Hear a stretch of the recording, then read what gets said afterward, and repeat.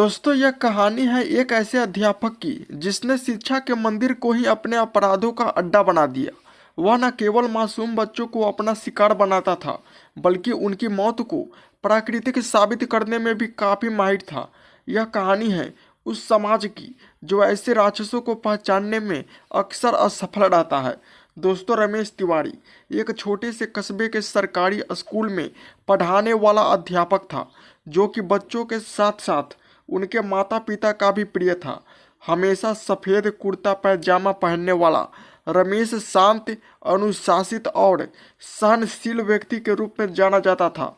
वह न केवल स्कूल में पढ़ाने का काम करता, बल्कि शाम को अपने घर में बच्चों को ट्यूशन भी देता था। उसका व्यवहार उस कस्बे में सबके साथ अच्छा था।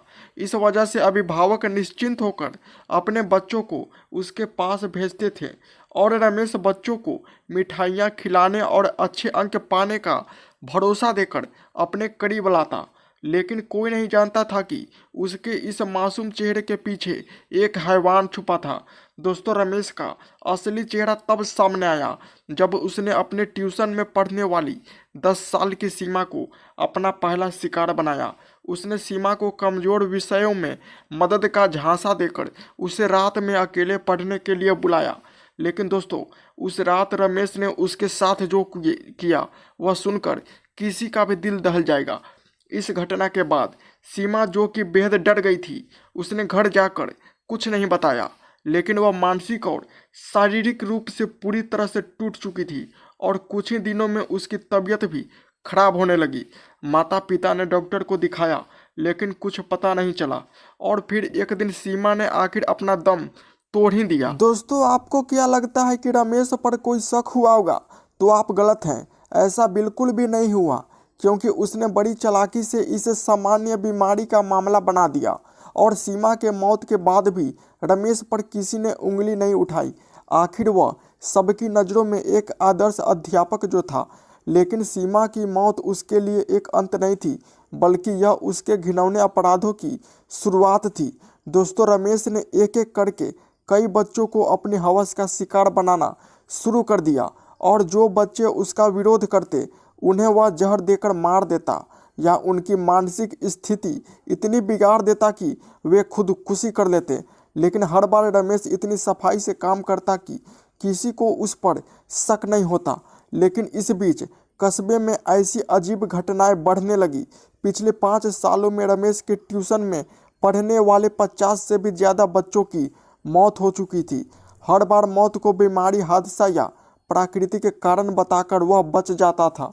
लेकिन कोई भी यह सवाल नहीं करता कि आखिर हमेशा रमेश के ट्यूशन से जुड़े बच्चों को साथ ही ऐसा क्यों हो रहा है। दोस्तों, इसी बीच मंजू देवी, जिनके बेटे अर्जुन की रहस्यमय तरीके से मौत हुई थी, उन्होंने रमेश से इसके बारे में सवाल किया। लेकिन रमेश ने इतनी चालाकी से जवाब दिया कि मंजू को खुद पर ही शक होने लगा। उसने कहा कि आपका बेटा बहुत अच्छा बच्चा था, मुझे नहीं पता ऐसा क्यों हुआ। भगवान की मर्जी के आगे हम क्या कर सकते हैं। लेकिन दोस्तों, वह कहते हैं ना कि सच्चाई को ज़्यादा देर तक दबा कर नहीं रखा जा सकता है। और रमेश के साथ भी ऐसा ही हुआ। उसका यह खेल तब बिगड़ने लगा जब 12 वर्षीय मोहित ने हिम्मत दिखाई। आपको बता दें कि मोहित वही लड़का है जो रमेश के ट्यूशन में पढ़ता था। वह डरते डरते घर पर आया और उसने अपनी माँ से कहा, माँ, गुरुजी कुछ गलत करते हैं, मुझे उनके पास मत भेजो। मोहित की मां ने पहले इसे गंभीरता से नहीं लिया, लेकिन जब उसने सच में स्कूल जाना ही बंद कर दिया तो उसकी मां को भी शक हुआ और मोहित ने भी पूरी बात बताई कि कैसे रमेश ने उसे और अन्य बच्चों को अपनी हवस का शिकार बनाता था। तब मोहित की मां ने पुलिस में शिकायत दर्ज कराई। पहले तो पुलिस ने इसे गंभीरता से नहीं लिया, क्योंकि रमेश की छवि समाज में बहुत ही अच्छी थी। लेकिन जब पुलिस ने गहराई से जांच की तो सच सामने आने लगा। पुलिस ने स्कूल और ट्यूशन के अन्य बच्चों से पूछताछ की। धीरे धीरे बच्चों ने रमेश के खिलाफ अपने अनुभव बताए। पुलिस ने रमेश के घर की तलाशी ली, जहां से बच्चों की तस्वीरें, जहर की बोतलें और कई बच्चों की व्यक्तिगत चीज़ें मिली। और आखिरकार रमेश को गिरफ्तार किया गया और अदालत में पेश किया गया। उसके खिलाफ इतने सबूत थे कि वह अपने अपराधों को छुपा नहीं सका। कोर्ट में मोहित और अन्य बच्चों ने गवाही दी, जिसके बाद रमेश को आजीवन कारावास की सजा सुनाई गई। लेकिन दोस्तों, सवाल यह है कि रमेश को पकड़ने में इतना समय क्यों लगा। तो दोस्तों, जब रमेश की सच्चाई कस्बे के सामने आई तो हर कोई स्तब्ध रह गया।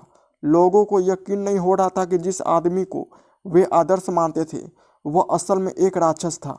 कई माता पिता जिन्होंने अपने बच्चों को रमेश के पास भेजा था, खुद को दोषी मानने लगे। कस्बे में एक गुस्से की लहर दौड़ गई। लोगों ने स्कूल और शिक्षा विभाग पर सवाल उठाए। वे चाहते थे कि रमेश जैसे अपराधियों को सीधा फांसी की सजा दी जाए। दोस्तों, यह कहानी सिर्फ रमेश की नहीं है, बल्कि उस समाज की भी है जो ऐसे अपराधों को पहचानने में असफल रहता है। हमें बच्चों की सुरक्षा के प्रति अधिक सतर्क रहने की ज़रूरत है। बच्चों को यह सिखाना होगा कि अगर उनके साथ कुछ गलत होता है तो वे खुलकर अपने माता पिता या किसी भरोसेमंद व्यक्ति से बात करें। फिलहाल इस कहानी में बस इतना ही। उम्मीद करता हूँ कि आपको यह कहानी पसंद आई होगी। अगर आपको यह कहानी पसंद आई हो तो इस कहानी को ज़्यादा से ज़्यादा शेयर करें और हमारे चैनल को भी ज़रूर सब्सक्राइब कर दें।